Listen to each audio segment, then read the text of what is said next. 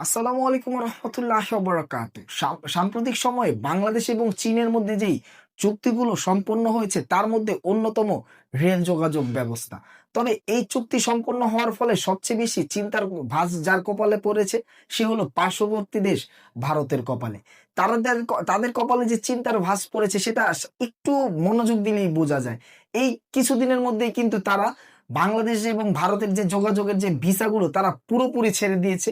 পর্যটক শিল্পের জন্য এবং যারা চিকিৎসার জন্য যায় তাদের জন্য মানে কোনো বাধা বিপত্তি নেই। তারা পুরোপুরিভাবে ভিসা ছেড়ে দিয়েছে এবং বাংলাদেশ থেকেও কিন্তু মানুষ এখন দমিয়ে মানে ভিসা করছে।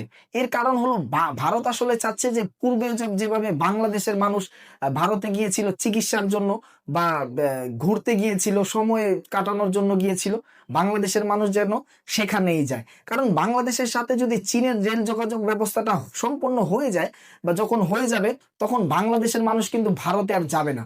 তখন কিন্তু তারা আবার চীনে যাবে। এখন আমি কেন বললাম যে বাংলাদেশের মানুষ তখন আর ভারতে যাবে না, চীনে যাবে? এর অন্যতম কারণ হলো ভারতের যে পর্যটন জায়গাগুলো আছে সেটা থেকে চীনের পর্যটন জায়গাগুলো অনেক বেশি উন্নত। আর আরো একটা কারণে বাংলাদেশের মানুষ চীনে যায়, ভারতে যায়, সেটা হলো চিকিৎসার জন্য। এই চিকিৎসা ক্ষেত্রেও কিন্তু ভারত থেকে কিন্তু চীন অনেক বেশি উন্নত। চীনের মানুষও অনেক বেশি ফ্রেন্ডলি। আর সাম্প্রতিক সময় আমরা কিন্তু দেখেছি যে বাংলাদেশের মানুষের ভিতরে ভারতের প্রতি একটি মানে বিরক্তিকর কাজ করে এবং ভারতের মানুষও যেভাবে অনলাইনে কিন্তু বাংলাদেশকে নিয়ে আজে বাজে কথা বলে থাকে এবং বাংলাদেশেও কিন্তু এই যে ধর্মের নামে ভারতে যেভাবে ধর্মের নামে মুসলমানদের উপর হামলা করা হয়, এই কারণ এগুলো কিন্তু আর এখন আর মানে মানুষের কাছে কিন্তু আর লুকোচুরি নাই। এগুলো মানুষ এখন বাংলাদেশের মানুষ জানে কিভাবে ভারতে মুসলমানদের উপর অত্যাচার করা হয়। আর এই কারণেই কিন্তু বাংলাদেশের মানুষ কিন্তু ভারতের উপর, ভারতের সরকারের উপর, ভারতের মানুষের উপর খুবই বিরক্ত। এই যে এখন যারা বললাম যে ভিডিওর প্রথমে যে বাংলাদেশের মানুষ এখন ভারত যেহেতু পুরোপুরি তাদের ভিসা খুলে দিয়েছে, বাংলাদেশের মানুষ সেখানে যাওয়ার জন্য ভিসা করছে, আসলে না পেরে করছে।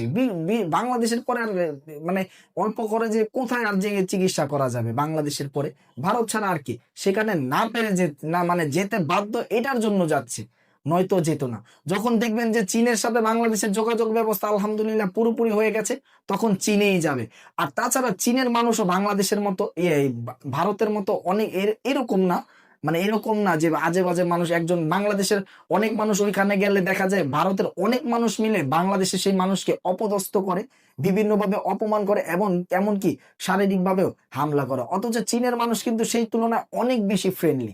তাই চীনের মানুষের সাথে তখন বাংলাদেশের মানুষের একটি বন্ডিং হবে, একটি ভালো পর্যায়ে যাবে এবং চীনও বাংলাদেশকে যেভাবে সাহায্য করবে বাংলাদেশের মানুষও সেভাবেই চীনকে সাহায্য করবে। ভারতের অনেকগুলো অঞ্চল আছে, বিশেষ করে যে পশ্চিমবঙ্গ বা কলকাতার অনেকগুলো অশিল্প মানে পর্যটন এলাকা আছে যেগুলোর ব্যবসা আসলে পুরোপুরি চলে বাংলাদেশিদের জন্য। সেখানে বাংলাদেশের মানুষ সময় কাটানোর জন্য যাচ্ছে, সেখানে বাংলাদেশের মানুষ ঘুরতে ফিরতে যাচ্ছে বা চিকিৎসার জন্য যাচ্ছে এবং বাংলাদেশের মানুষ সেখানে হোটেলে ভাড়া থাকছে।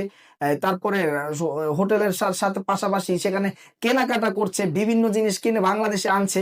এই বাংলাদেশিদের কেন্দ্র করে সেখানের ব্যবসা গড়ে উঠেছে।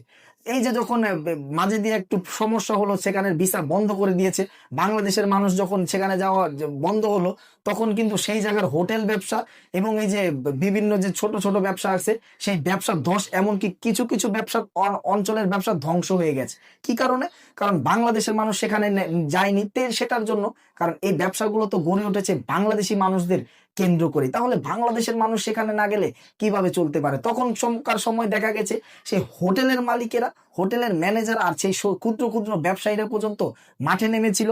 সংবাদ মাধ্যমের মাধ্যমে আমরা সামাজিক যোগাযোগ মাধ্যমে দেখেছি, তারা বলছে যে ভিসা খুলে দেওয়া হোক, যেহেতু আমাদের ব্যবসা তাদেরকে নিয়ে কেন্দ্র করে, তাহলে তারা যদি আমাদের দেশে না আসে, সেই বাংলাদেশের মানুষ যদি না আসে, তাহলে আমাদের ব্যবসা কিভাবে উপরে উঠবে? প্রথম চান্সে কিন্তু ভারতীয়রা বলেছে এই কাঙ্গাল দেশের মানুষ কেন এখানে আসিস, এটা সেটা। আসলে আমরা সেখানে চিকিৎসার জন্য বা ঘুরতে ফিরতে যাই দেখেই তো তোমরা ব্যবসা করতে পারছো, তোমরা রুটি রুজি করে খেতে পারছো। যখন যে চীনের সাথে যোগাযোগটা শুরু হয়ে যাবে তখন সেখানে না গেলেই, বাংলাদেশের মানুষ না গেলে তখন বুঝতে পারবে আসলে বাংলাদেশের মানুষ তোমাদের জন্য কি ছিল। তোমরা যেই জিনিস বা যেই শাকসবজি বা যে কোনো পণ্য, যে কোনো খাবার দাবার ছাড়াও যে কোনো পণ্য যেটা তোমরা 1 মাসে কিনো, বাংলাদেশের মানুষ সেটা 1 দিনের জন্য কিনে।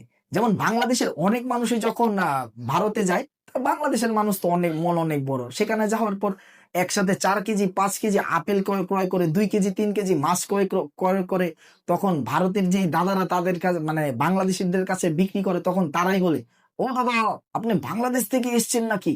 কারণ এই কিনার স্টাইল দেখেই তারা বুঝে যায় যে এটা আসলে বাংলাদেশের মানুষ। কারণ ভারতের পশ্চিমবঙ্গের মানুষ তো 4 টুকরা 5 টুকরা মাছ কিনে, এই 4 টুকরা 5 টুকরা মাছ কিনেই তারা 2 দিন 3 দিন করে খায়। একটা ডিম সিদ্ধ করে সেটা তরকারি রেঁধে সেই ডিম সিদ্ধ দিয়ে 4 জনের নাকি একবেলা হয়ে যায়।